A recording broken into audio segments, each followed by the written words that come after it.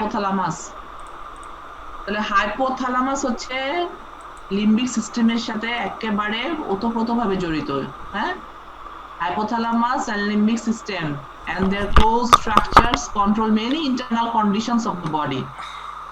And আমরা অনেক সময় জিজ্ঞেস করি what do you mean by vegetative functions of the hypothalamus?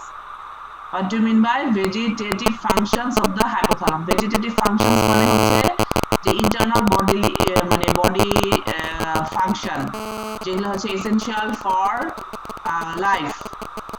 Internal body functions essential for life, যেটা আমাদের লাইফের জন্য খুবই প্রধান, এরকম কিছু কাজ হাইপোথ্যালামাস করে, সেটাকে ভেজিটেটিভ ফাংশন বলে। তাহলে এটা কার সাথে মিলে করে? লিম্বিক সিস্টেমের সাথে। হ্যাঁ, তাহলে hypothalamus, limbic system and their structure control many internal conditions of the body. যেমন কি কি? Body temperature, osmolarity of the body fluid and the drives to eat and drink, and control body weight.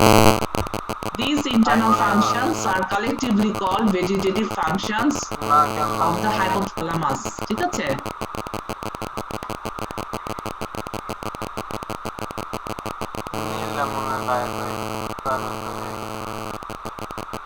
এখানে আমরা here is the picture of hypothalamus. এখানে hypothalamic nuclei গুলো আছে, দেখো এটা anterior portion, এটা posterior portion। নিউক্লিয়ার গুলোর নাম কি কি?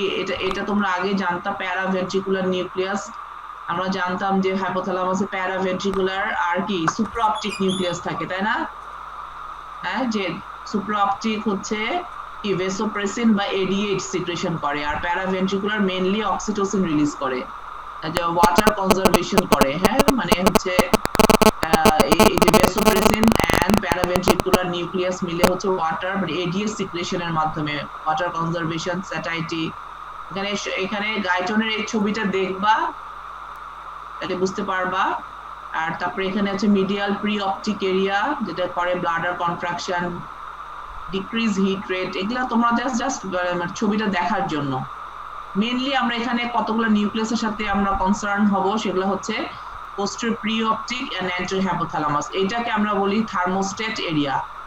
থার্মোস্ট্যাট এরিয়া, এটা থার্মোস্ট্যাট এরিয়া, যে কিনা আমাদের বডি টেম্পারেচার বেড়ে গেলে সেটাকে কমিয়ে দিবে, আবার যদি বডি টেম্পারেচার কমে যায় তাহলে সেটাকে বাড়িয়ে দিবে। তাহলে thermostat area body temperature up down করলে রেগুলেশন করে। Regulatory centre, temperature regulatory centre mainly এটা। হ্যাঁ, posterior preoptic and anterior hypothalamic area, এটা preoptic and anterior hypothalamic nucleus বা এরিয়া, এরাই হচ্ছে বডি টেম্পারেচার রেগুলেশন করে। panting and sweating and thyrotropin inhibition। আচ্ছা, সুপ্রাঅপটিক ভেসোপ্রেসিন। আর এখানে আছে ডরসোমিডিয়াল নিউক্লিয়াস, এইটাও আমরা দেখবো। ডরসোমিডিয়াল নিউক্লিয়াস যেখানে স্যাটাইটি সেন্টার হিসেবে কাজ করবে, স্যাটাইটি সেন্টার আমরা পড়বো একটু পরে।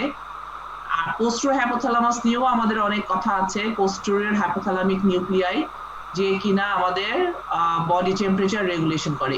এখান থেকে সিগন্যালটা চলে যায় পোস্টেরিয়র হাইপোথ্যালামাস, সিগন্যাল এখান থেকে চলে যায় পোস্টেরিয়র হাইপোথ্যালামাস। তখন পোস্টেরিয়র হাইপোথ্যালামাসে কোল্ড ক্লাইমেট, আমাদের যখন শীত পড়ে বা কোল্ড কোথাও শীতের জায়গায় যাই, তখন সেই টেম্পারেচারকে কনজার্ভ করে। হ্যাঁ, শিভারিং, এই যে শিভারিং করবে, pupillary dilatation, blood pressure increase. এছাড়া পেরিফর্ম, এগুলা আমরা তো করি না, এগুলা হচ্ছে এই নিউক্লিয়াস গুলো নিয়ে এত কথা বলি না। ভেন্ট্রোমিডিয়াল নিউক্লিয়াস, এটা যেটা আমরা বললাম satiety centre, neuroendocrine control. Mammillary body, সেটা নিয়েও কথা বলবো। ম্যামিলারি বডি যেটা হচ্ছে জিআইটির কিছু ফাংশন, যেমন হচ্ছে ফিডিং রিফ্লেক্স, সোয়ালোয়িং, তারপর লিকিং অফ লিপস, এই ফাংশন গুলা করে। আর্কুয়েট নিউক্লিয়াস, পেরিভেন্ট্রিকুলার জোন, এগুলা হচ্ছে হাঙ্গার, স্যাটাইটি, নিউরোএন্ডোক্রাইন কন্ট্রোল।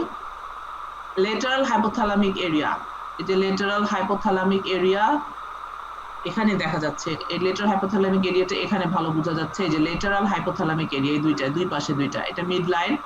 এই যে উপরে থ্যালামাস, নিচে হচ্ছে হাইপোথ্যালামাস। হাইপোথ্যালামাসটা থাকে হচ্ছে lower part of the brain, মানে বেস অফ দ্য ব্রেনে, just below the just above the pituitary gland, just above the pituitary gland, হ্যাঁ, base of the brain এ।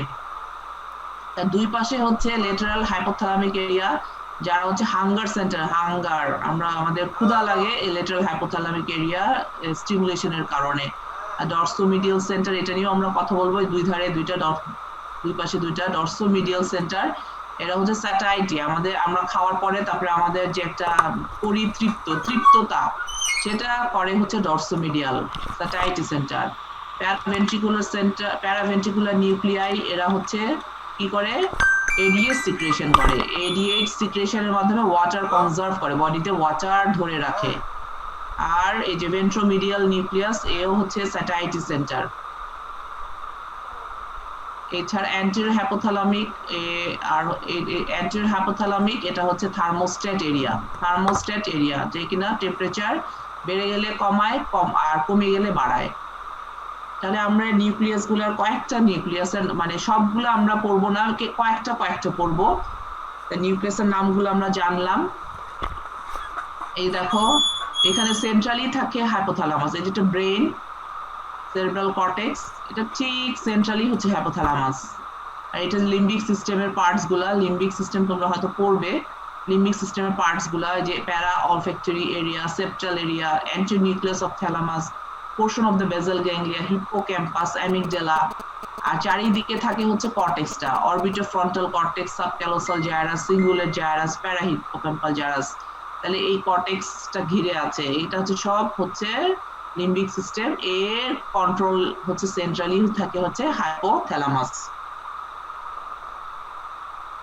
তাহলে আমরা বললাম যে vegetative and endocrine functions of the hypothalamus. তাহলে what do you mean by vegetative functions of hypothalamus? এটা তোমার ভাইবার question, ভাইভাতে জিজ্ঞাসা করা হবে what do you mean by vegetative functions of hypothalamus, or tell about vegetative functions of hypothalamus. তখন তুমি এটা হবে তোমার অ্যানসার,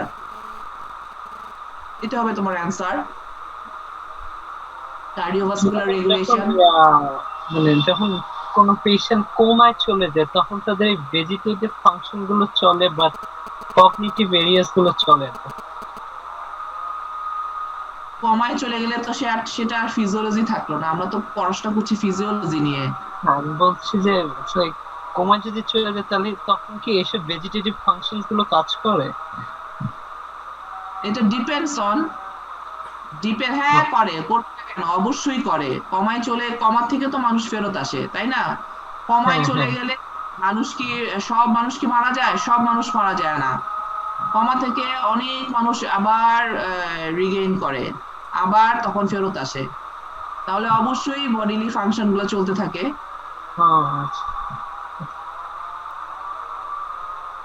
রোড ট্রাফিক অ্যাক্সিডেন্টে কি ভেজিটেটিভ ফাংশন গুলো হবে? রোড ট্রাফিক অ্যাক্সিডেন্ট হলে কি ভেজিটেটিভ ফাংশন হবে? যদি রোড ট্রাফিক, কোভিড-19 পেশেন্টদের কি ভেজিটেটিভ ফাংশন আছে? না। যাদের থোরাসিক সার্জারি করা হয়, ব্রেন সার্জারি করা হয়, তাদের কি ভেজিটেটিভ ফাংশন কাজ করে? না, কোথায় কোন সার্জারি করছে? অবশ্যই করবে, অবশ্যই করবে, কেন করবে না? যখন নাই হয়ে যাবে তখনই মানুষ মারা যাবে। যখন তার রেসপিরেটরি ফাংশন গুলা আর কাজ করবে না তখন তো সে আর বেঁচে থাকবে না, সে মারা যাবে। তাহলে হচ্ছে ভেজিটেটিভ ফাংশনস গুলো কি কি করে? আমরা জানি যে কার্ডিওভাস্কুলারে যে ব্লাড প্রেশার, তোমরা এটা পড়ে আসছো সিভিএস এ, blood pressure control, baroreceptor, feedback mechanism, chemo, অনেক long, short term, intermediate term, long term blood pressure অনেকজন কন্ট্রোল করে। তার মধ্যে হাইপোথ্যালামাসও কন্ট্রিবিউশন আছে, হাইপোথ্যালামাসও ব্লাড প্রেশার রেগুলেশন করে, কমালে বাড়ায়, আবার কমে গেলে বাড়ায়, ঠিক আছে? ফিডব্যাক মেকানিজম যেটা, হ্যাঁ। তাহলে কার্ডিওভাস্কুলার রেগুলেশন আছে, regulation of body water, regulation of uterine contractility and milk ejection, GIT and feeding regulation, regulation of pituitary secretion and temperature regulation. তাহলে তোমাদের ভেজিটেটিভ ফাংশন যদি ধরা হয় ভাইভায়, এই কয়েকটা ফাংশনের কথা হেডলাইন গুলো বলে যাবা, যে কার্ডিওভাস্কুলার ফাংশনে হচ্ছে ব্লাড প্রেশার এবং হার্ট রেট বাড়ায়, আবার ব্লাড প্রেশার এবং হার্ট রেট কমায়। বডি ওয়াটারের ব্যাপারে এখন আমরা একটা করে প্রত্যেকটা রেগুলেটরি ফাংশন গুলো এখন আমরা একটা করে পড়ব। এছাড়া বিহেভিয়ারাল কিছু ফাংশন আছে, বিহেভিয়ারাল, যে লেটারাল হাইপোথ্যালামাস হচ্ছে আমরা জানি যে এটা হাঙ্গার সেন্টার হিসেবে কাজ করে, যে আমাদের ক্ষুধা লাগায়, ক্ষুধাটা পায় হচ্ছে লেটারাল হাইপোথ্যালামাস যখন স্টিমুলেটেড হয় তখনই আমাদের ক্ষুধা লাগে, হাংরি সেন্টার। কিন্তু এছাড়াও বিহেভিয়ারাল কি কাজ করে, increase general level of activity, মানে অ্যাক্টিভিটিটা বাড়ায় অনেক, যেমন রাগ, আমাদের মধ্যে যে অনেক রাগ আছে, আমরা মারামারি করি, রেজ এন্ড ফাইটিং, এইটা লেটারাল হাইপোথ্যালামাসের জন্য হচ্ছে, ঠিক আছে, রেজ এন্ড ফাইটিং। আর মিডিয়াল হাইপোথ্যালামাস আমরা বলি যে এটা স্যাটাইটি সেন্টার, যে খাওয়া হয়ে খেলে পরে যে আমাদের একটা তৃপ্ততা ভাব, পরিতৃপ্ত হই, সেটা হচ্ছে স্যাটাইটি, হ্যাঁ, যে আর খেতে তখন আর ইচ্ছা করে না, সেটা করে হচ্ছে মিডিয়াল হাইপোথ্যালামাস। কিন্তু বিহেভিয়ারালেও কিছু আছে, মানে sense of satiety and tranquility মানে পরিতৃপ্ততা আনে, ঠিক আছে, মিডিয়াল হাইপোথ্যালামাস। আরেকটা আছে মানে লিম্বিক সিস্টেমের সাথে এটা ফাংশন করে, তো আর মোস্ট পোস্টেরিয়র হাইপোথ্যালামাসটা সেক্সুয়াল ড্রাইভ যেটা করে, এটা আমরা লিখি নাই, মোস্ট পোস্টেরিয়র হাইপোথ্যালামাস। আচ্ছা, কার্ডিওভাস্কুলার রেগুলেশন কিভাবে করে, stimulation in the posterior lateral hypothalamus increase the arterial pressure and heart rate. তাহলে posterior lateral hypothalamus increase arterial pressure and heart rate.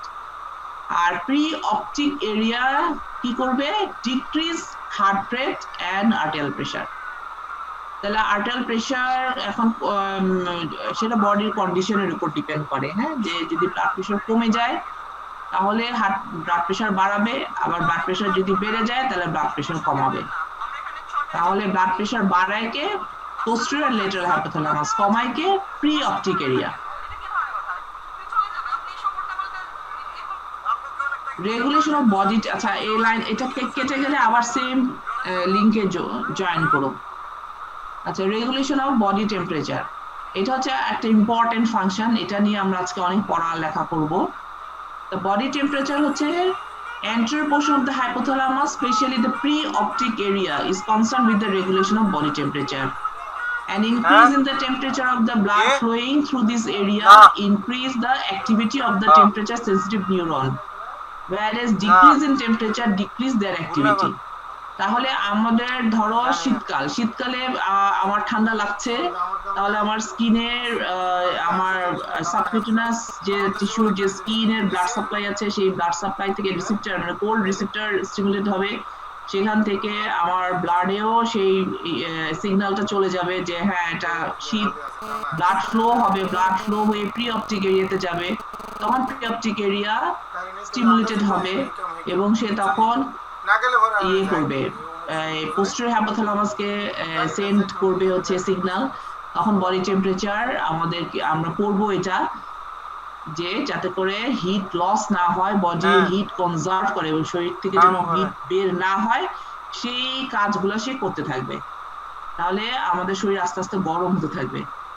আবার ঠিক একইভাবে যদি অনেক হট টেম্পারেচার হয় তাহলে সেরকম ভাবে আমাদের ওয়ার্ম সেন্টার, আমাদের স্কিনের ওয়ার্ম সেন্টার স্টিমুলেটেড হবে এবং সেভাবে ব্লাড ফ্লো যাবে প্রি অপটিক এরিয়া বা anterior hypothalamus and preoptic area, সেখানে যাবে, যেটা আমরা বলছি থার্মোস্টেট এরিয়া হচ্ছে anterior hypothalamus and preoptic area of hypothalamus. আর সেখানে যাবে, সেখানে স্টিমুলেটেড হবে, তখন তারা এমন কিছু করবে যাতে করে হিট লস হয়, হিট আমাদের শরীর থেকে বের হয়ে যায়, আমাদের শরীরটা যেন মানে কুল ডাউন হয়, ঠান্ডা হয়। তাহলে এইভাবে বডি টেম্পারেচার রেগুলেশন করতেছে হাইপোথ্যালামাস, ঠিক আছে। তাহলে in turn this neuron control the mechanism for increasing or decreasing body temperature. তাহলে আমাদের বডি টেম্পারেচার গুলো আসলে মানে কারা রিসিভ করে হচ্ছে আমাদের স্কিনের যে রিসেপ্টর গুলো আছে, warm receptor and cold receptor, হ্যাঁ। এছাড়াও আমাদের ডিপ টিস্যুর কতগুলা ডিপ টিস্যু থেকে রিসিভ হয়, যেমন হচ্ছে আমাদের ব্রেইন, তারপরে লিভার, কিডনি, এই কতগুলা মানে অর্গান, হার্ট, হ্যাঁ, এরা হচ্ছে রিসিভ করে, হিট রিসিভ করে, কোল্ড রিসিভ করে, কিন্তু সবসময় দেখা যায় যে এই ব্যালেন্স কোল্ড এবং ওয়ার্ম এর ব্যালেন্সের মধ্যে দেখা যায় যে আমাদের অ্যাকচুয়ালি হিট প্রোডাকশনটাই বেশি হয়। হিটটা হচ্ছে আপার রাইট হয়ে থাকে। হিট আমাদের বডি কিন্তু তুমি হয়তো তোমরা তো গরু জবাই দিছো, অনেকে দেখবা যে যখন কলিজা বের করা হয় বা হার্ট বের করা হয় গরম থাকে, গরম থাকে না? এটা কি তোমরা খেয়াল করছো? খেয়াল করছো? মাসেল যখন গরু কাটা হয় মাসেলটা সবকিছু কিন্তু গরম থাকে। তাহলে আমাদের বডির ভিতরে যে আমাদের ইন্টারনাল বডি ডিপ টিস্যু সবকিছু কিন্তু অ্যাকচুয়ালি মানে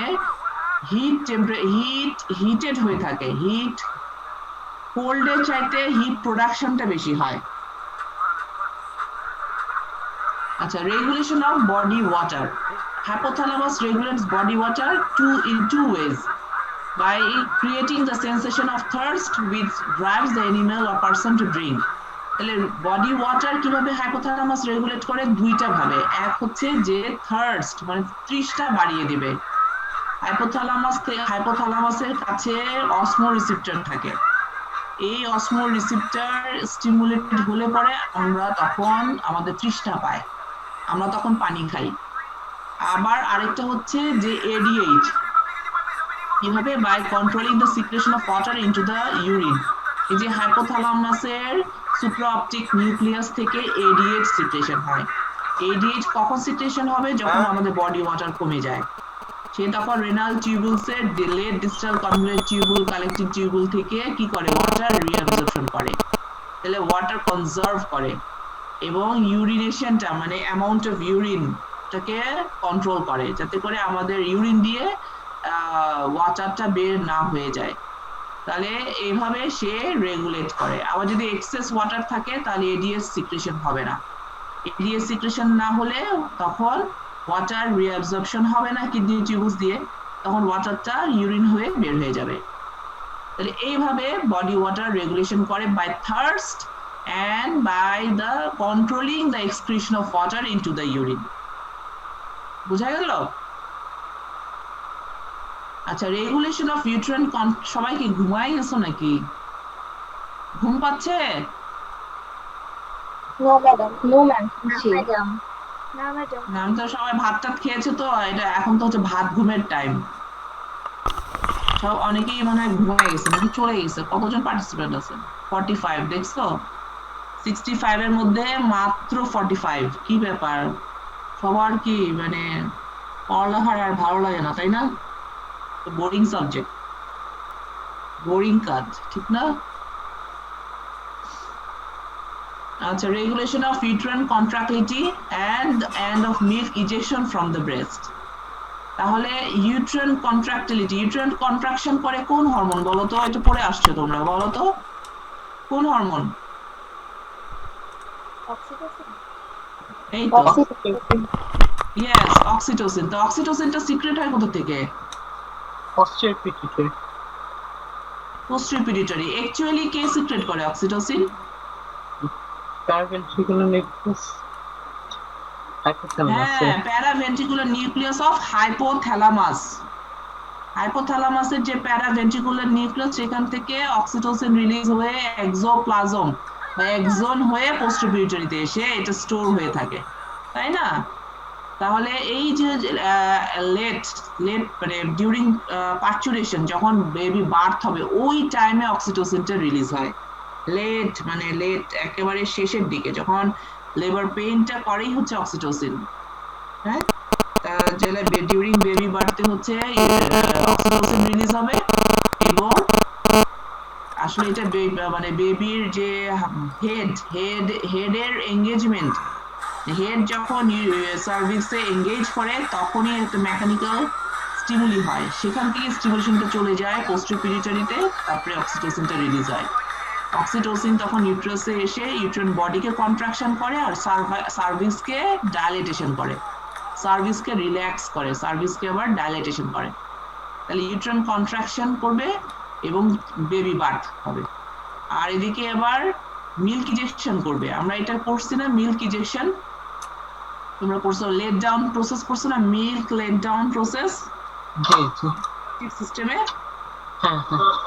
হ্যাঁ, অক্সিটোসিন হচ্ছে কি করে, ইজেকশন করে, মিল্ক ইজেকশন করে। কিভাবে করে, যে যখন বেবি নিপল সাকল করে তখন হচ্ছে একটা স্টিমুলেশন চলে যায় সোমাটিক নার্ভ হয়ে স্পাইনাল কর্ড, সেখান থেকে হাইপোথ্যালামাস, তখন হাইপোথ্যালামাস থেকে এই যে স্টিমুলেশনটা পোস্টেরিয়র পিটুইটারিতে এসে কি করবে, অক্সিটোসিন রিলিজ করবে। অক্সিটোসিন তখন ব্লাডে আসবে, এসে ব্রেস্টে চলে যাবে। ব্রেস্টে যে মায়োএপিথেলিয়াল সেল, মায়ো এপিথেলিয়াল সেল যে কিনা অ্যালভিউলাইকে মানে অ্যালভিউলার চারিদিকে থাকে মায়োএপিথেলিয়াল সেল, তাহলে এই মায়োএপিথেলিয়াল সেলকে কন্ট্রাকশন করবে। তাহলে মায়োএপিথেলিয়াল সেল যদি কন্ট্রাকশন করে তাহলে অ্যালভিউলাইতে যে মিল্ক থাকে সেই মিল্কটা বের হয়ে আসে, এটাকে আমরা বলি milk ejection from the breast. এটা কে করে, অক্সিটোসিন, এবং অক্সিটোসিনটা সিক্রেটই হয় হাইপোথ্যালামাস থেকে।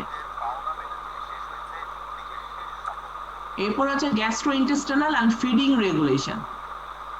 তাহলে লেটারাল হাইপোথ্যালামিক এরিয়া, আমরা গ্যাস্ট্রোইন্টেস্টাইনাল অ্যান্ড ফিডিং রেগুলেশন হচ্ছে লেটারাল হাইপোথ্যালামিক এরিয়া পড়বো, আবার মিডিয়াল, এই যে মিডিয়াল স্যাটাইটি সেন্টার, ভেন্ট্রোমিডিয়াল নিউক্লিয়াই, এই দুইটা নিউক্লিয়াই কাজ করে। লেটারাল হাইপোথ্যালামিক এরিয়াটা হচ্ছে হাঙ্গার সেন্টার, যেটাকে আমরা বলি মানে আমাদের ক্ষুধা লাগলে লেটারাল হাইপোথ্যালামিক এরিয়াটা স্টিমুলেশনের কারণেই আমাদের ক্ষুধা লাগে।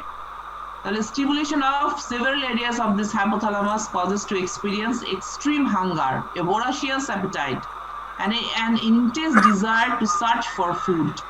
তাহলে stimulation, lateral hypothalamic area stimulation হলে আমাদের ক্ষুধা লাগে এবং আমরা তখন খাবারের খোঁজে বের হই, হ্যাঁ আমরা তখন খাই।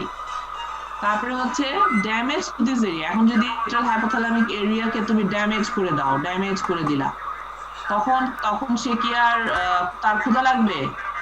তার আর ক্ষুধা লাগবে না, সে তখন আর তার খেতে ইচ্ছা হবে না, তার অ্যানোরেক্সিয়া ডেভেলপ করবে, মানে ক্ষুধা মন্দা ডেভেলপ করবে, আর খেতে ইচ্ছা করবে না, কিছুই তার খেতে ভালো লাগবে না। তখন না খেতে খেতে খেতে এক সময় তার মৃত্যু হয়ে যেতে পারে, সেটাকে আমরা বলি লিথাল স্টারভেশন। লিথাল মানে হচ্ছে মৃত্যু, যেটা মৃত্যু ডেকে আনে সেটা হচ্ছে লিথাল। তাহলে ড্যামেজ টু দিস যে lateral hypothalamic area of both side of hypothalamus causes to lose desire for food, sometimes causing lethal starvation. তাহলে লেটারাল হাইপোথ্যালামিক এরিয়াকে ড্যামেজ করে দিলে লিথাল স্টারভেশন হবে। আর স্যাটাইটি সেন্টার হচ্ছে ভেন্ট্রোমিডিয়াল নিউক্লিয়াই অফ দ্য হাইপোথ্যালামাস। তাহলে when this center is stimulated electrically যদি তুমি মানে একটা গিনিপিগের উপর, একটা এনিমেলের উপর যদি এক্সপেরিমেন্ট চালাও, ওখানে যদি মানে ভেন্ট্রোমিডিয়াল হাইপোথ্যালামাসে যদি একটা ইলেকট্রিক্যাল স্টিমুলি দাও, তাহলে দেখা যাবে সে যে খাচ্ছিল সে খাওয়া বন্ধ করে দিচ্ছে, হ্যাঁ stops, that is eating food, suddenly stops eating and shows complete indifference to food, তার আর মানে খাবার খেতে ইচ্ছে হবে না। তাহলে এটা হচ্ছে স্যাটাইটি, তখন তার মধ্যে একটা তৃপ্ততা ভাব চলে আসবে। এই ভেন্ট্রোমিডিয়াল নিউক্লিয়াস স্টিমুলেশন করলে তৃপ্ততা ভাব চলে আসবে, তখন আর খেতে ইচ্ছা করে না। অনেক সময় যে ভেন্ট্রোমিডিয়াল নিউক্লিয়াই নিয়ে এখন যারা অবেস পারসন, ভেন্ট্রোমিডিয়াল নিউক্লিয়াই নিয়ে তারা বেশি কাজ করতেছে, যে ভেন্ট্রোমিডিয়াল নিউক্লিয়াকে স্টিমুলেট করে তার মানে তাকে স্যাটাইটি করে দেওয়া হবে, যাতে তার খিদা না লাগে এবং সে যেন না খায়, না খেলে তো সে তো স্লিম হয়ে যাবে। If this area is destroyed bilaterally, যদি দুই পাশে থাকে এটা হাইপোথ্যালামাসের, bilaterally যদি ভেন্ট্রোমিডিয়াল নিউক্লিয়াই আমরা নষ্ট করে দেই, তাহলে কি হবে? তাহলে দেখা যাবে যে hypothalamic hunger centre become over active, তাহলে সে হাঙ্গার সেন্টারটা ওভার অ্যাক্টিভ হয়ে যাবে এবং স্যাটাইটি সেন্টার আর কোনো কাজ করবে না, সে আর তৃপ্ত হবে না, তখন সে খেতেই থাকবে, তার এমন ক্ষুধা লাগবে, তখন সে খেতেই থাকবে এবং রেজাল্টিং হচ্ছে ট্রিমেন্ডাস অবেসিটি।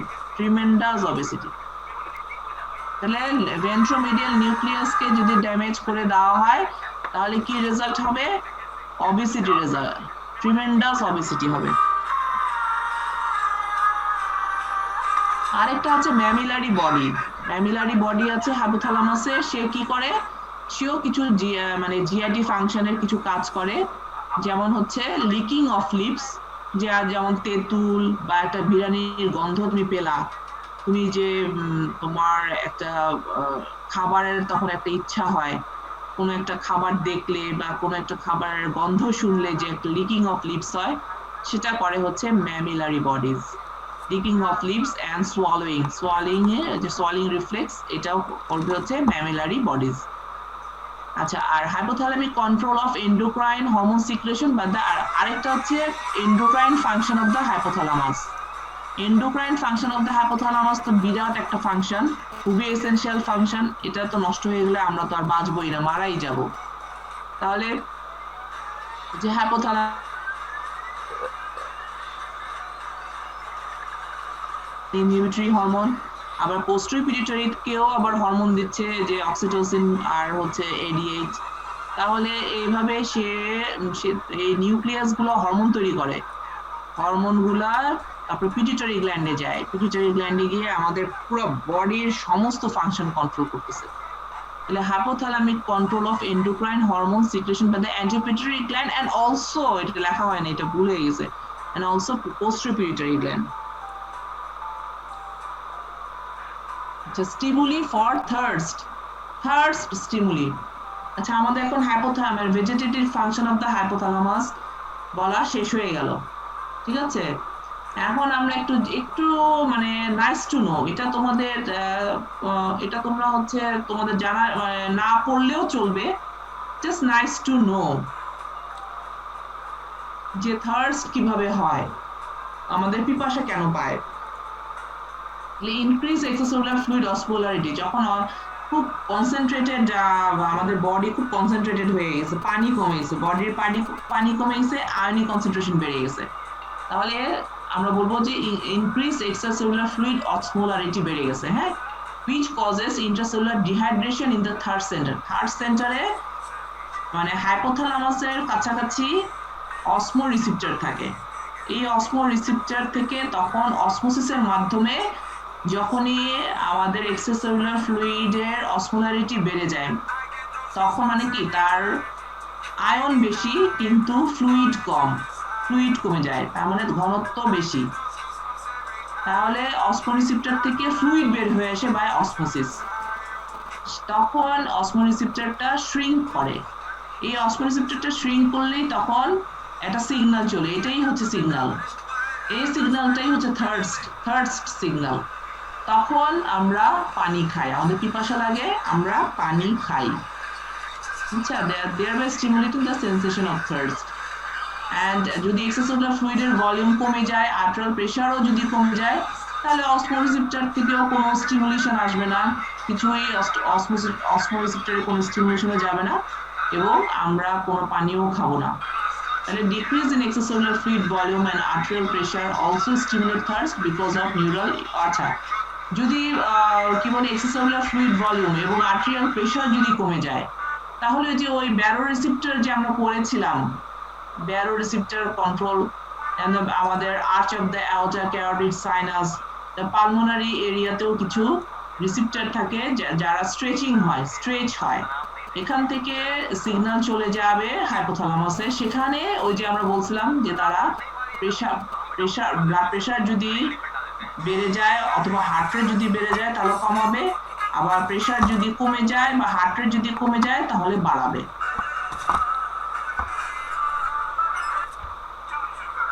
আরেকটা হচ্ছে অ্যানজিওটেনসিন 2, এটা হচ্ছে ব্লাড প্রেসার যদি কমে যায় তাহলে কিডনিতে জিএফআরও কমে যায়, তাহলে জিএফআর কমে গেলে আলটিমেটলি রেনিন সিক্রেশন হয়, রেনিন থেকে আলটিমেটলি অ্যানজিওটেনসিন 2 তৈরি হয়, অ্যানজিওটেনসিন 1 থেকে অ্যানজিওটেনসিন 2 তৈরি হয়।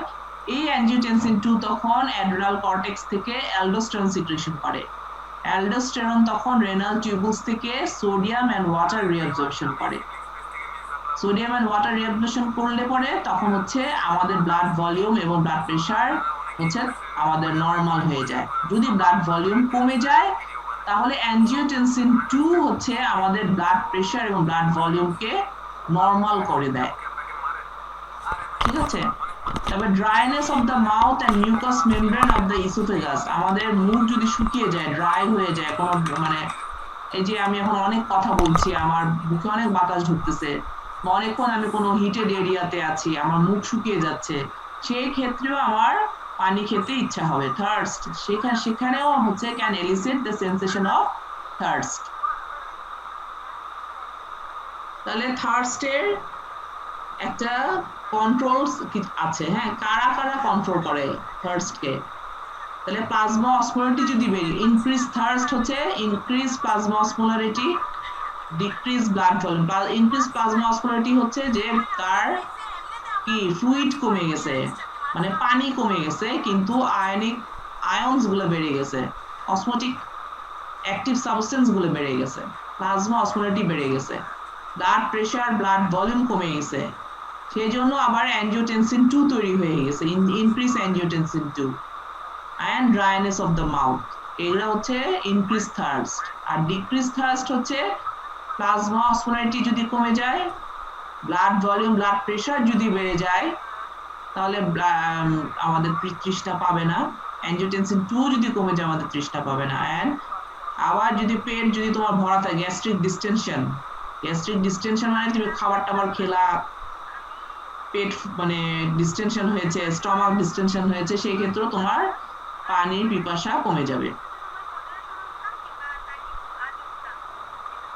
তাহলে অসমো রিসেপ্টর এডিএইচ ফিডব্যাক মেকানিজম এটা কি যে বডিতে ওয়াটার ডেফিসিয়েট হয়েছে মানে ওয়াটার কম তুমি সারাদিন আজকে পানি খেলা না অনেক দৌড়াদৌড়ি কাজ করছো পানি খেতে ভুলে গেছো পানি নাই তোমার শরীরে তাহলে কি হবে এক্সট্রাসেলুলার ফ্লুইড অসমোলারিটি বাড়বে ঠিক আছে অসমোটিক অ্যাক্টিভ মানে সোডিয়াম পটাশিয়াম ক্যালসিয়াম ম্যাগনেসিয়াম যত অসমোটিক সাবস্টেন্স আছে গ্লুকোজ অ্যামাইনো অ্যাসিড এগুলো সবই আস্তে আস্তে সবই এগুলো বাড়বে এক্সট্রাসেলুলার অসমোলারিটি বাড়বে তখন হচ্ছে এই যে আমাদের হাইপোথ্যালামাসের যে অসমো রিসেপ্টর যেটা হাইপোথ্যালামাসে আছে এই অসমো রিসেপ্টর থেকে তখন এসে স্টিমুলেশন যাবে এই স্টিমুলেশনের জন্য তখন পোস্টেরিয়র পিটুইটারি থেকে এডিএইচ সিক্রেশন হবে এডিএইচ তখন প্লাজমা এডিএইচ লেভেল হাই হবে তখন ওয়াটার রিঅ্যাবজর্পশন হবে ফ্রম লেট ডিস্টাল টিউবুল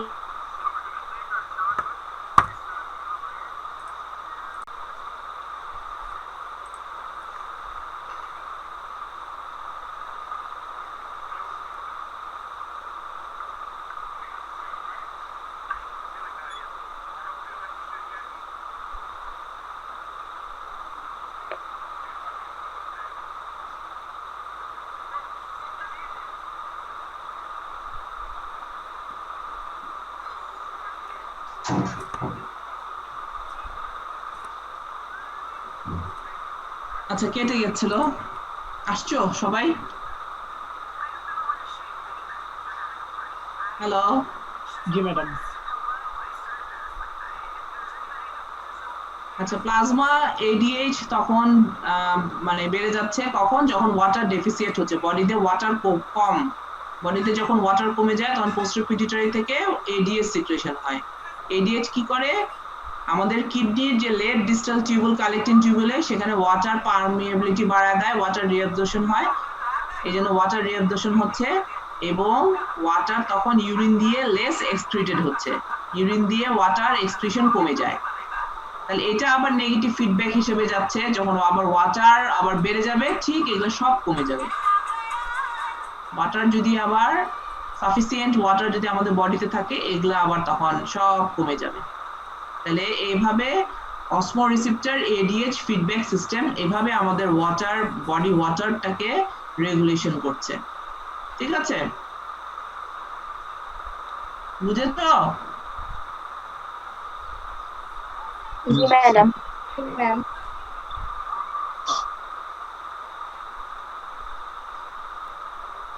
আচ্ছা এখন আসো হচ্ছে বডি টেম্পারেচার রেগুলেশন আমাদের হাইপোথ্যালামাস কিন্তু পড়ানো হয়ে গেল শেষ হাইপোথ্যালামাসের আমরা কি কি পড়লাম হাইপোথ্যালামাসের নিউক্লিয়াসের নাম তাই না আর হচ্ছে vegetative and endocrine functions of the hypothalamus vegetative functions এর মধ্যে আমরা কার্ডিওভাস্কুলার রেগুলেশন তারপরে কি পড়লাম বডি ওয়াটার রেগুলেশন আর কি পড়লাম uterine contractility and milk ejection তারপরে কি জিআই রিফ্লেক্সেস না ফিডিং এন্ড স্যাটাইটি তারপরে আর কি পড়লাম এন্ডোক্রাইন ফাংশনের মধ্যে হচ্ছে হরমোন সিক্রেশন তাই না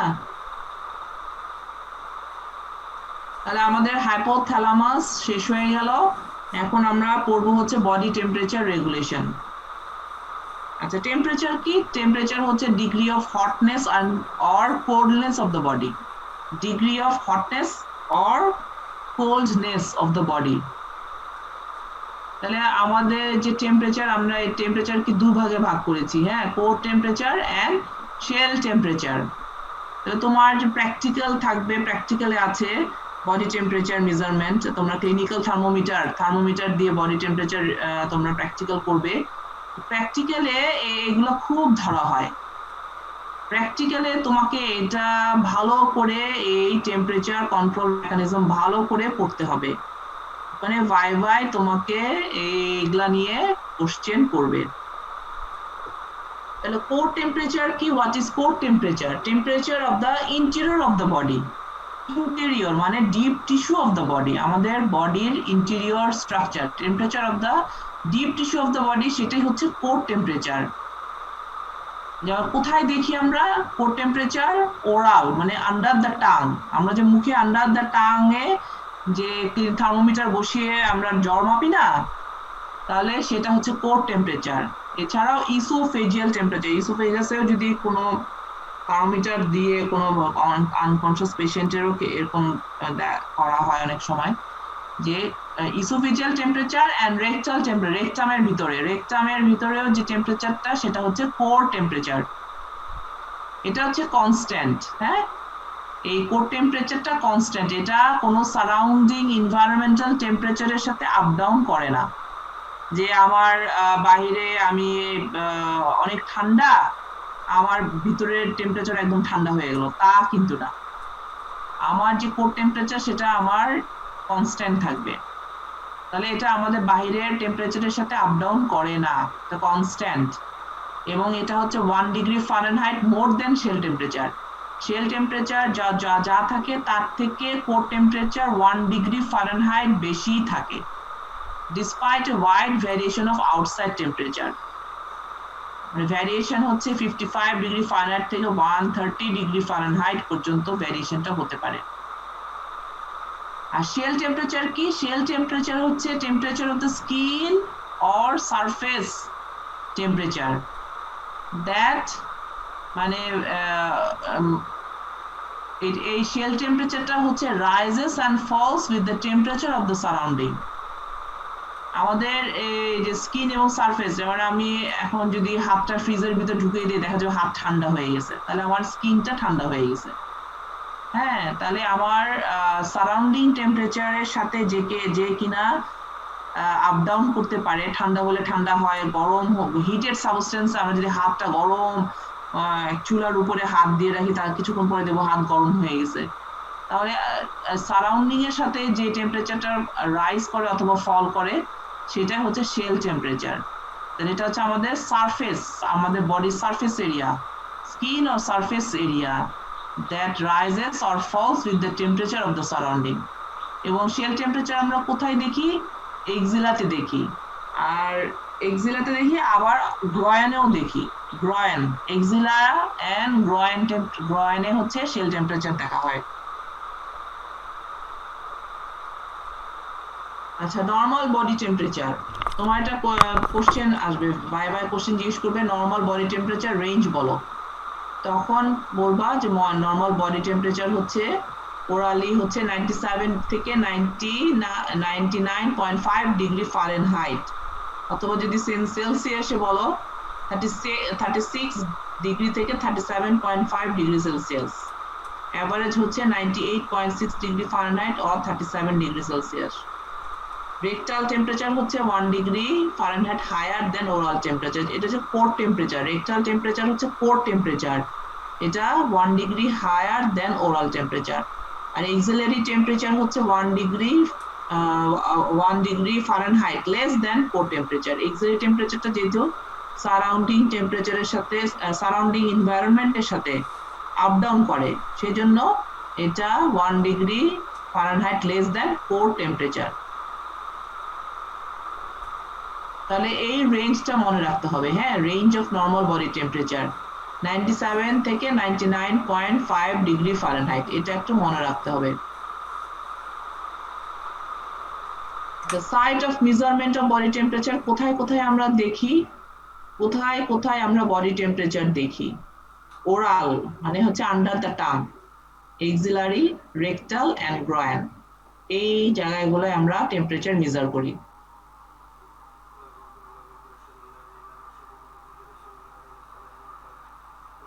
আচ্ছা, রেগুলেশন অফ বডি টেম্পারেচার, এখানে আমরা একটু নাইস টু নো, এটাও নাইস টু নো যে হোমিওথার্মিক বা ওয়ার্ম ব্লাডের, হোমিওথার্মিক বলতে কি বুঝো, পয়কিলোথার্মিক বলতে কি বুঝো, অনেক সময় জিজ্ঞাসা করে, না পারলে অসুবিধা নাই, ঠিক আছে, এটা নাইস টু নো যে হোমিওথার্মিক হচ্ছে আমরা হিউম্যান বিং হচ্ছে হোমিওথার্মিক। আমরা হচ্ছে বডি টেম্পারেচার বাইরে ঠান্ডা, বেশি ঠান্ডা হলেও আমাদের হিট রেগুলেটিং ক্যাপাসিটি আছে, গরম হলেও আমাদের হিট কনজার্ভিং মানে যাতে করে হিট লস হয়ে যায় সেই ব্যাপারটাও আমাদের আছে।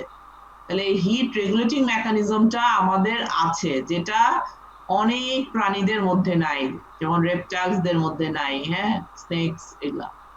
তাহলে হোমিওথার্মিক হচ্ছে capable of regulating body temperature within a narrow range despite a wide variation of outside temperature. Outside টেম্পারেচারে যতই ভ্যারিয়েশন হোক না কেন আমাদের বডি টেম্পারেচার আমরা রেগুলেট করতে পারি, সেটা হচ্ছে হোমিওথার্মিক। আর পয়কিলোথার্মিক হচ্ছে not capable of regulating it's body temperature within a narrow range. Rather, body temperature varies with the environmental temperature. তাদের বডি টেম্পারেচার রেগুলেটিং সিস্টেমটা ডেভেলপড না, ঠিক আছে, আমাদের সারাউন্ডিংস এর সাথে তারা খাপ খাওয়াতে পারে না। যেমন হচ্ছে রেপটাইলস, যেমন ব্যাং, এরা কি করে, শীতকাল আসলে টেম্পারেচার সহ্য করতে না পারে হাইবারনেশনে চলে যায়, তাই না, কোথাও গর্তে টর্তে লুকিয়ে থাকে। আচ্ছা, রেগুলেশন অফ বডি টেম্পারেচার, এটা এখন আসল কথায় চলে আসছি। A mechanism of balancing between heat production and heat loss. আমাদের টেম্পারেচার রেগুলেশনের মেইন যে বেসিক কথা সেটা হচ্ছে এটা ব্যালেন্স করতে হবে heat production and heat loss, কতটুকুন হিট প্রোডাকশন করতে হবে এবং কতটুকুন হিট লস করতে হবে, এটার একটা ব্যালেন্স থাকতে হবে। Rate of heat production is greater than the rate of heat loss. Body temperature rises and vice versa. আমাদের বডির আমরা দেখি যে একটু আগে বলেছিলাম যে দেখা যায় যে আমাদের এই যে ব্যালেন্সের মধ্যে দেখা যায় যে হিট প্রোডাকশনের রেটটাই বেশি, আমাদের বডির কিন্তু হিট প্রোডাকশন রেটটাই বেশি দেন মানে হিট লস। সবসময় আমাদের ডিপ টিস্যু গুলা যেমন হচ্ছে লিভার, কিডনি, ব্রেন, হার্ট, এগুলা হিট প্রোডাকশন করছে, গরম থাকছে, এদের যে টিস্যু গুলা এখানে একটা হিটের একটা ব্যাপার আছে, হিট তৈরি করে। আমাদের বডি কিন্তু সবসময় হিট বেশি তৈরি হয় হিট লসের চাইতে।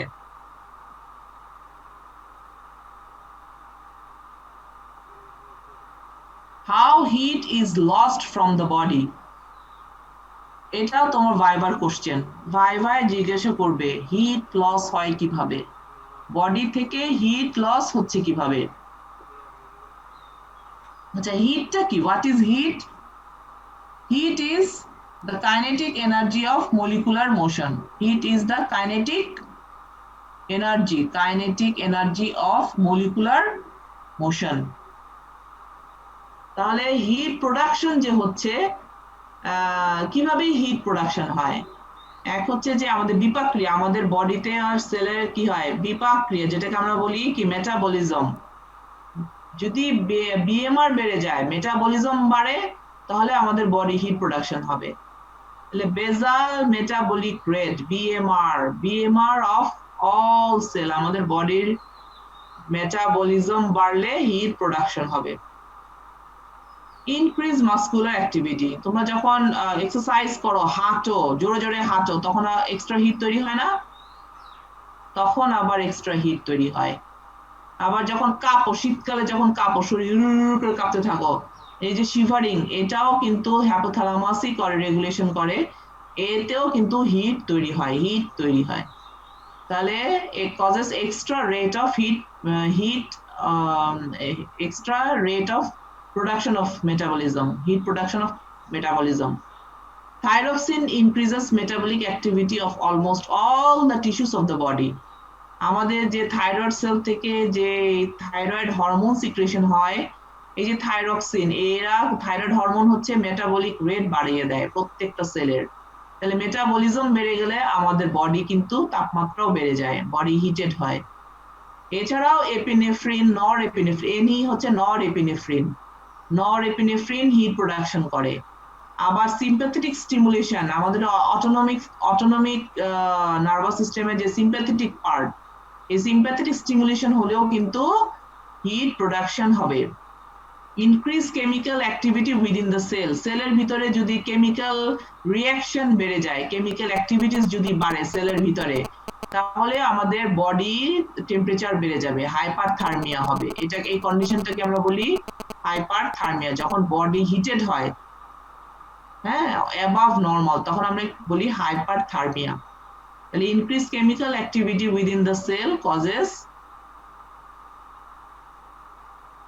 Extra metabolism. তাহলে হিট প্রোডাকশন হয় কি কিভাবে, তোমার ভাইবার কোশ্চেন। তাহলে এই কয়েকটা অ্যান্সার তুমি বলবা। যে হরমোন আছে, এখানে কিছু আছে হরমোন, সিম্প্যাথেটিক অ্যাক্টিভিটি, আর বেসিক মাসকুলার অ্যাক্টিভিটি, আর হচ্ছে প্রথমেই বলতে হবে metabolism. It increase rate of metabolism of all the cells of the body. এছাড়াও কি খাবার খেলে, খাবার যদি খাও, খাওয়ার পরেও কিন্তু হিট গেইন হয়। তাহলে মিল হচ্ছে একটা থার্মোজেনিক ইফেক্ট তৈরি করে। Thermogenic effect of food causes extra metabolism. Heat loss from the skin, heat কিভাবে লস হয়, এটাও তোমার ভাইবার কোশ্চেন, খুবই important question. How heat is loss from the body, কিভাবে হিট লস হয় বডি থেকে। তাহলে তোমার উত্তর হবে by radiation, conduction, convection and evaporation. এই চারটা ভাবে হিট লস হবে। তার মধ্যে সবচেয়ে বেশি কোনটাতে হিট লস হয়? By radiation. আমাদের কিন্তু সারাক্ষণই রেডিয়েশনের মাধ্যমে হিট লস হচ্ছে, আমরা বুঝি না এটা, কিন্তু সারাক্ষণই রেডিয়েশনের মাধ্যমে হিট লস হচ্ছে। এই যে একটা অবজেক্ট, ধরো এটা ওয়াল, আর একটা নুড পারসন ধরো বসে আছে একটা টুলের উপরে, হ্যাঁ, একটা টুলে বা একটা চেয়ারে বসে আছে একটা নুড পারসন, এখানে সারাউন্ডিং এনভায়রনমেন্ট। তাহলে এখানে এখানে একটা সে একটা অবজেক্ট, এখানে একটা, দুই অবজেক্টের মাধ্যমে রেডিয়েশন হচ্ছে। সারফেস থেকে হিটটা প্রথমে কন্ডাক্টেড হয়, তারপরে রেডিয়েশন, হ্যাঁ, রেডিয়েটেড হয় বাই ইনফ্রারেডের মাধ্যমে যে ওয়ালসে চলে যাচ্ছে। আবার ওয়ালস থেকে ওই যে এটা আবার ওয়ালস থেকেও রেডিয়েশন আবার তার বডিতে আসতেছে, ঠিক আছে, অ্যাজ এ ইনফ্রারেড বা ইলেকট্রোম্যাগনেটিক ওয়েভ। এটা হচ্ছে 60%, সবচেয়ে বেশি হচ্ছে রেডিয়েশনের মাধ্যমে হিট লস হয়। তারপরে হচ্ছে কন্ডাকশন হচ্ছে একটা, যে দুইটা সারফেস, এটা যদি সলিড হয়, এটা একটা সলিড সাবস্টেন্স, তাহলে heat loss between the two solid substance. তুমি বসে আছো, বসে অনেকক্ষণ, বেশ কিছুক্ষণ বসে থাকলা, দেখলা যে চেয়ারটা গরম হয়ে গেছে, চেয়ার কিন্তু তখন গরম হয়ে যায়, তাহলে heat loss by conduction.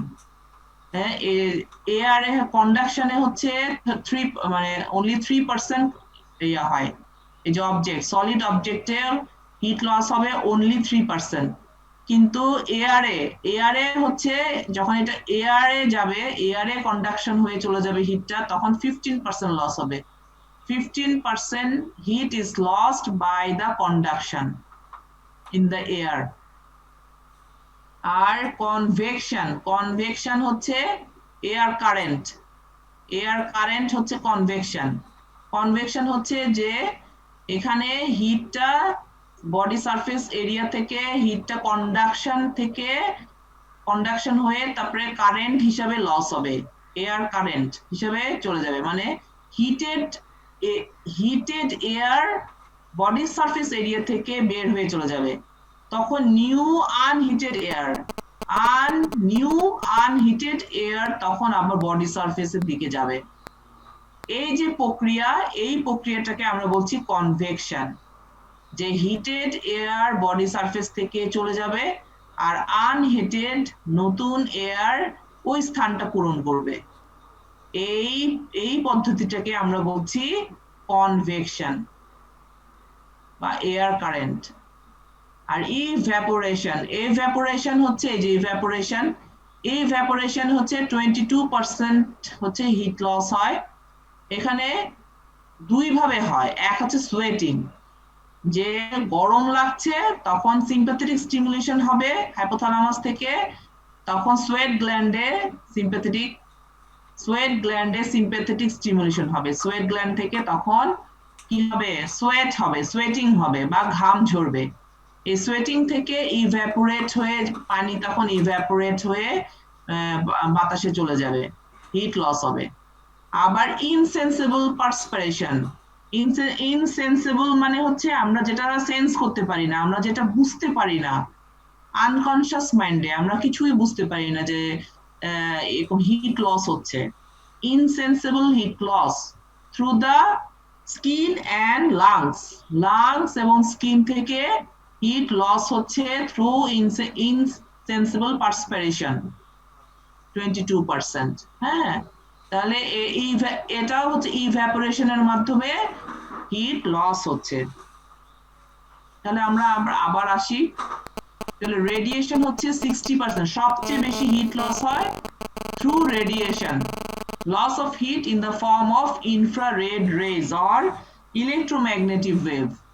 Human body radiates heat rays in all direction, মানে হিটটা যাবে একটা অবজেক্টের দিকে, আবার অবজেক্ট থেকে হিটটা আবার ফেরত আসবে তোমার দিকে। Human body radiates heat rays in all direction. Heat rays radiate from surrounding object towards the body, আবার বডির দিকে আবার রেডিয়েট করে আসবে। আর কন্ডাকশন হচ্ছে 15%, heat loss directly from the body to solid objects, যেমন ক্লোথস, চেয়ার, বেড, এগুলোতে 3%, মানে সলিড অবজেক্টে 3% যাবে আর এয়ারে যাবে 15%। তাহলে heat loss by conduction to the এয়ারে যাবে হচ্ছে 15%।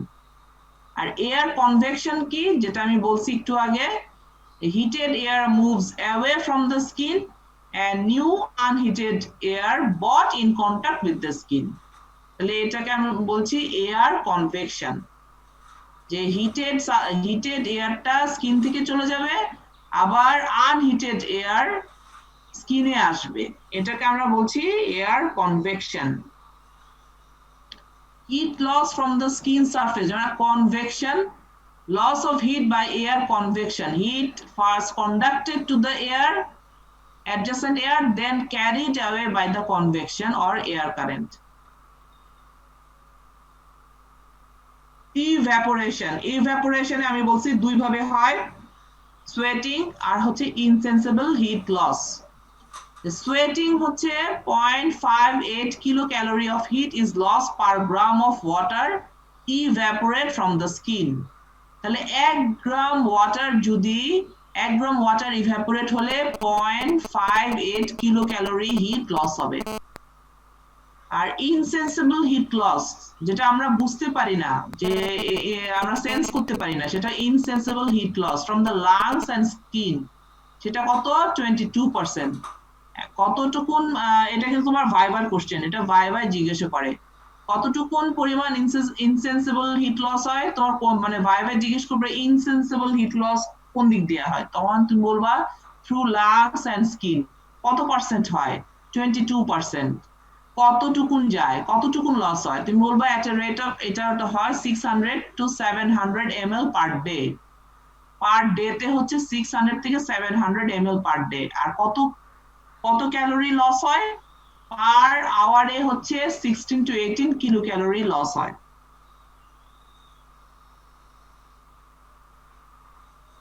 তাহলে আমাদের হিট লস হয়ে গেল। হ্যাঁ, হিট গেইন আমরা পড়ে ফেললাম, হিট লসও পড়ে ফেললাম। এখন হচ্ছে temperature regulation in the hot climate and in the cold climate পড়বো। হ্যাঁ, যে হট ক্লাইমেটে হাইপোথ্যালামাস কিভাবে টেম্পারেচার রেগুলেশন করে, কোল্ড ক্লাইমেট শীতকালে হাইপোথ্যালামাস কিভাবে টেম্পারেচার রেগুলেশন করে, ঠিক আছে, সেটা করব। এটাই হচ্ছে সবচেয়ে রিটেনে, এটাই সবচেয়ে বেশি আসে। আগে যে পড়াগুলো পড়ছি ওগুলো রিটেনে খুব একটা আসে না, একদমই আসে না বলতে গেলে। এই এখন যেটা পড়াবো এটা সবচেয়ে বেশি রিটেনে আসে, কিন্তু আগের পড়াগুলো কিন্তু ভাইভায় ধরা হয়। The body temperature is regulated almost entirely by the nervous feedback mechanism.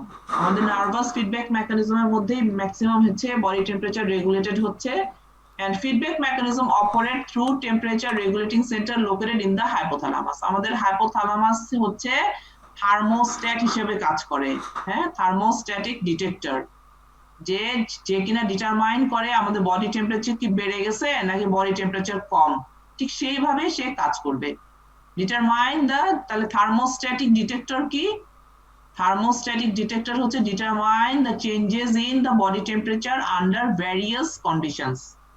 Increase হলে ডিক্রিজ করবে, আর ডিক্রিজ হলে ইনক্রিজ করবে।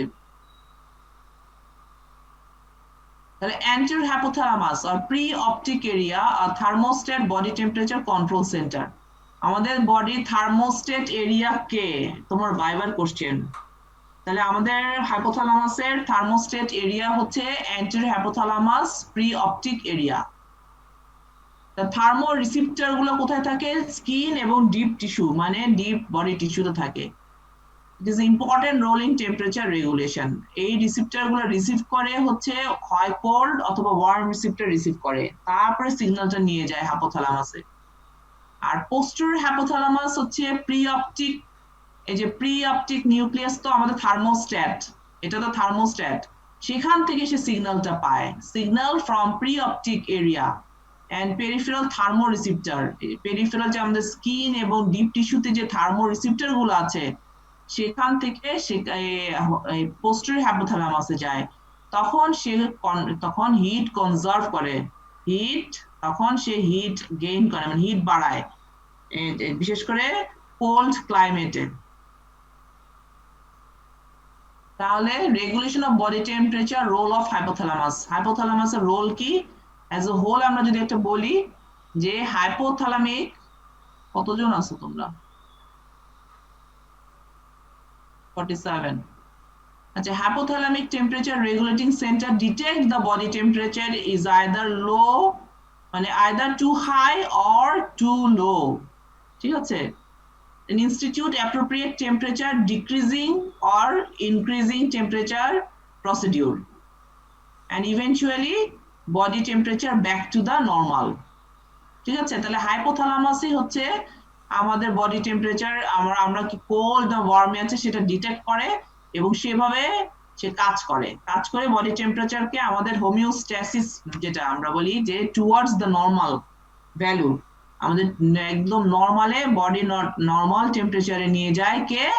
হাইপোথ্যালামাস।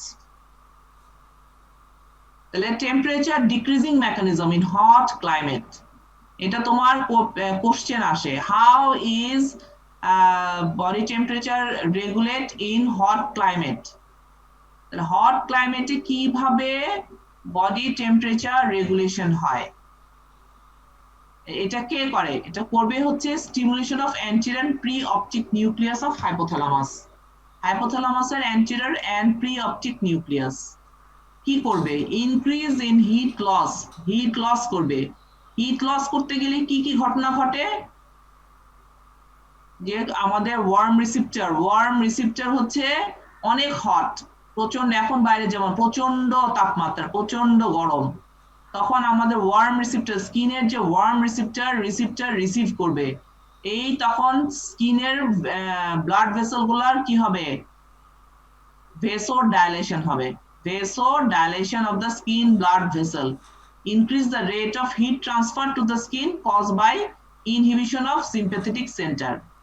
সিম্প্যাথেটিক সেন্টারটা ইনহিবিটেড হয়ে যাবে, তখন সিম্প্যাথেটিক সেন্টার ইনহিবিটেড হয়ে গেলে vasodilation of the skin blood vessel, তাই ব্লাড ভেসেল ডাইলেটেড হলে তখন হচ্ছে হিট লস হবে। তারপরে সোয়েটিং হবে, increase body temperature rises the rate of evaporate heat loss from sweating, ইভাপোরেশনের মাধ্যমে তখন সোয়েটিং হয়ে হিট লস হবে। ডিক্রিজ ইন হিট প্রোডাকশন, যাতে হিট প্রোডাকশন বডিতে হিট প্রোডাকশন না হয় সেই ব্যবস্থা করবে। কি ব্যবস্থা করবে? তখন মেটাবলিজম কমে যাবে। ইনহিবিট এক্সট্রা মেটাবলিজম, আমাদের সেলের যে মেটাবলিজম বিপাক ক্রিয়া এটা কমে যাবে। বডিতে যে কেমিক্যাল রিঅ্যাকশন গুলো হয় সেলের ভিতরে, কেমিক্যাল থার্মোজেনেসিস সেটা কমে যাবে। এন্ড অর শিভারিং, তখন হচ্ছে ইয়ে করবে, ইনহিবিট শিভারিং, শিভারিং কমায় দিবে, শিভারিং হবে না। তাহলে এইভাবে আমাদের হিটটাকে ডিক্রিজ করবে, ডিক্রিজ ইন হিট প্রোডাকশন। তাহলে এইভাবে তোমার একটা রিটেনের কোশ্চেন ঠিক এইভাবে তোমরা খাতায় লিখবে।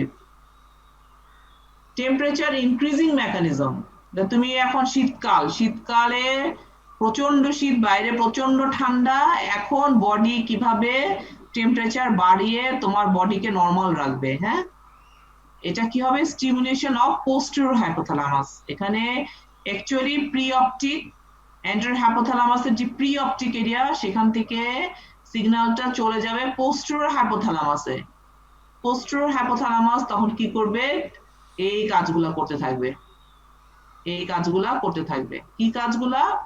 Decrease in heat loss, heat loss যাতে হিট যাতে শরীর থেকে না বের হয় সেই ব্যবস্থা করবে। হিটটা যেন শরীরের ভিতরেই থাকে, হিটটা যেন বাইরে বের না হয় সেই ব্যবস্থা করবে। তাহলে সেটা কি? ভেসোকনস্ট্রিকশন অফ স্কিন ব্লাড ভেসেল। এই যে কোল্ড রিসেপ্টর তখন স্টিমুলেটেড হবে, হলে পরে ভেসোকনস্ট্রিকশন হবে স্কিনের ব্লাড ভেসেলে, cause by stimulation of sympathetic centre. Sympathetic centre stimulated হবে এবং vasoconstriction of the skin blood vessel. Piloerection, এটা হচ্ছে যে আমাদের সোয়েট গ্ল্যান্ডের সাথে কি অ্যাটাচ থাকে? যে হেয়ার অ্যাটাচ থাকে। হেয়ার আমাদের মনে হয় লোম খাড়া হয়ে যায়, আমরা বলি না ওরে বাপরে শীতে লোম খাড়া হয়ে গেছে, তাহলে সেটাকে আমরা বলি piloerection, hair standing on end. তাহলে erector pili muscle attach to the hair follicle, আমাদের যে হেয়ার ফলিকল আছে এগুলোর সাথে ইরেক্টর পাইলি মাসল অ্যাটাচ থাকে। এ তখন সিম্প্যাথেটিক স্টিমুলেশনের কারণে কি হবে? লোম খাড়া হয়ে যাবে, এটাকে আমরা পাইলো ইরেকশন। এটার জন্য হচ্ছে হিট লস কম হবে। এছাড়া বিহেভিয়ারাল অ্যাক্ট, আমাদের কিছু বিহেভিয়ারাল অ্যাক্টের জন্য আমাদের হিট লস হবে। যেমন হচ্ছে আমরা তখন সোয়েটার পরি, শাল পরি, হ্যাঁ, তারপরে আমরা আগুন জ্বালাই, আগুনের কাছে যাই যাতে করে আমরা আমাদের শীতটা কম লাগে। হ্যাঁ, এটা হচ্ছে বিহেভিয়ারাল চেঞ্জ। তারপর হচ্ছে increase in heat production thermogenesis, body তখন সেলের ভিতরে কেমিক্যাল চেঞ্জেস হবে, মেটাবলিজম বাড়বে, থার্মোজেনেসিস হবে, টেম্পারেচার বাড়বে। তারপরে হচ্ছে ইনক্রিজ, এই থার্মোজেনেসিসে কি হচ্ছে? Increase by increasing bodily activity, shivering যে শীতে কাঁপবে, sympathetic excitation, sympathetic nervous system over acting করবে, and increase thyroxine secretion, thyroid হরমোনের সিক্রেশন তখন বেড়ে যাবে, যার জন্য মেটাবলিজম বাড়বে এবং হিট প্রডিউস হবে। তাহলে এই কথাগুলো তোমাদের বইয়ে লেখা আছে, গাইডনে লেখা আছে, ভালো মতন এটা পড়বে, এটা রিটেনের কোশ্চেন। আরেকটা কোশ্চেন হচ্ছে what is set point? Set point কি? What is set point? তখন তোমার অ্যান্সার হবে it is the critical level of body core temperature above or below which drastic changes occur in the rate of heat loss and heat production. তা আমাদের set point কত? তোমার জিজ্ঞেস করবো ভাইবার কোশ্চেন, সেট পয়েন্ট কত? Set point হচ্ছে 37.1 degree Celsius or 98.8 degree Fahrenheit. এটা মনে রাখতে হবে, এটা মনে রাখতে হবে। তাহলে এই লেভেলে হচ্ছে হাইপোথ্যালামাসটাকে এই টেম্পারেচারের দিকে নিয়ে যায়। যদি এই 37 এর চাইতে উপরে উঠে যায় টেম্পারেচার, তাহলে হিট কি হবে? হিট লস হতে থাকবে তখন। আর 37 এর নিচে যদি নেমে যায়, ধরো তো কোল্ড এরিয়াতে গেছো, 37 এর নিচে নেমে, তখন হিট প্রোডাকশন শুরু হয়ে যাবে। তাহলে এটাই বলছে এখানে, below set point rate of heat production is generated, then that of heat loss, body temperature rises and regain the set point. ঠিক আছে, আমাদের বডির হাইপোথ্যালামাস অবশ্যই সেট পয়েন্টে টেম্পারেচারকে নিয়ে যাবে, ঠিক আছে? যদি এই টেম্পারেচারের উপরে উঠে তখন কি হবে, হিট লস হবে। আর যদি টেম্পারেচারের নিচে নেমে যায় তাহলে হিট প্রোডাকশন হবে। এটাই হচ্ছে সেট পয়েন্ট। এটা ভালো করে এটার ডেফিনেশনটা মুখস্থ করবে, ডেফিনেশনটা ধরা হবে ভাইভায়, এটা ধরা হবে এবং লেজ হিসাবে রিটেনেও থাকে, এবং এই সেট পয়েন্ট কত তোমার ভাইভায় জিজ্ঞেস করবে। তাহলে এই যে বিলো সেট পয়েন্টে হচ্ছে body temperature rises and above set point এ হচ্ছে body temperature falls, regain the set point.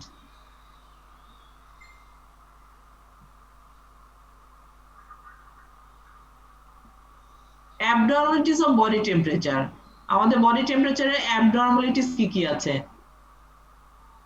হচ্ছে ফিভার, হিট স্ট্রোক, আরেকটা আছে হাইপোথার্মিয়া, সেটাও একটা abnormal. ফিভার হচ্ছে clinical condition characterized by high body temperature above normal level. আমরা ক্লিনিক্যাল থার্মোমিটার দিয়ে আমরা দেখি একটা অ্যারো চিহ্নের উপরে চলে গেলে 99 ডিগ্রি ফারেনহাইটের দিকে উপরে চলে গেলে আমরা বলি যে ফিভার। বা পাইরেক্সিয়া, আমরা পাইরেক্সিয়াও বলি, এটা আরেকটা টার্ম হচ্ছে পাইরেক্সিয়া। এটা কেন হয় fever? Due to abnormalities in the brain itself, ব্রেনে যদি কোনো অ্যাবনর্মালিটি মানে হাইপোথ্যালামাসের কোনো অ্যাবনর্মালিটিস যদি হয়, অথবা যদি টক্সিক সাবস্টেন্স যেন ব্যাকটেরিয়া ভাইরাস যদি তোমার বডিতে ঢুকে, বাই টক্সিক সাবস্টেন্স, এটাকে আমরা বলি পাইরোজেন। এই জন্য পাইরোজেন ঢুকলে আমরা বলি পাইরেক্সিয়া হয়।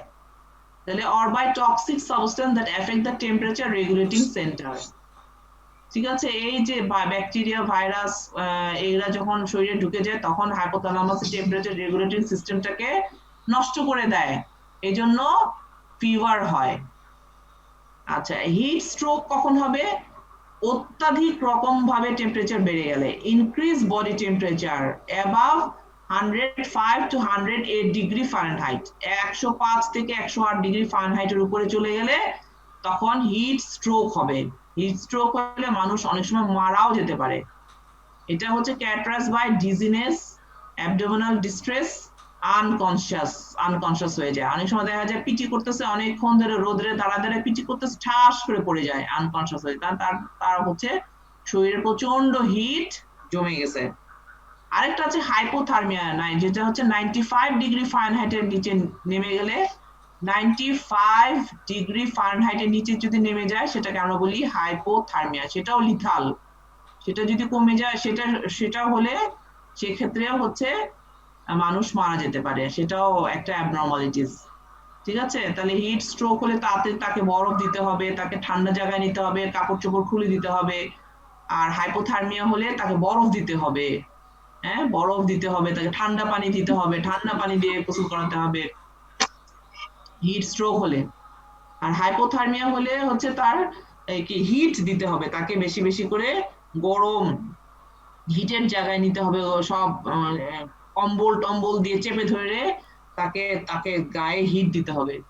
আর ফিভার হলে তো আমাদের মেডিসিনই আছে, প্যারাসিটামল দেওয়া হয়, আর আরো বেশি খারাপ হলে অ্যান্টিবায়োটিক দেওয়া হয়। তাহলে এই গেল আমাদের অ্যাবনর্মালিটিস অফ বডি টেম্পারেচার। তাহলে থ্যাংক ইউ। হ্যাঁ বলো। না ম্যাডাম কিছু না, মানে কিছু কোশ্চেন আছে? কোনো কোশ্চেন? না না নো কোশ্চেন। তোমরা কি সবাই ঘুমাচ্ছিলা নাকি? কারো কোনো কথা নাই, চুপচাপ সবাই শুনে গেছো? আমি যে পড়ালাম বুঝতে পেরেছো পড়া, নাকি কিছুই বুঝে না? কি পড়ালাম বলো তো, একজন বলো তো কি পড়ালাম আমি আজকে?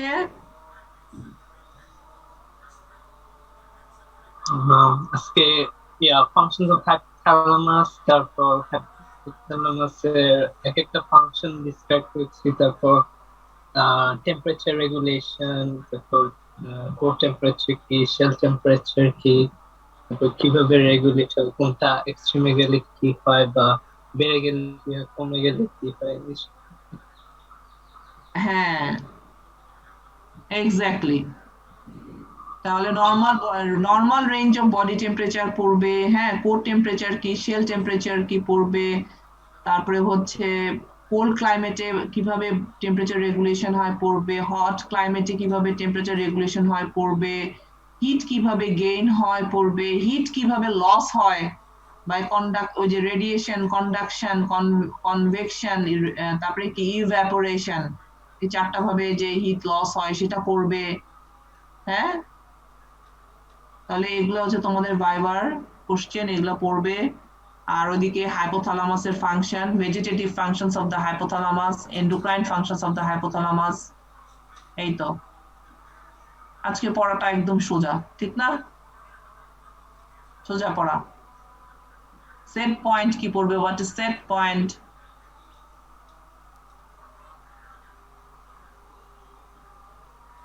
তো ঠিক আছে,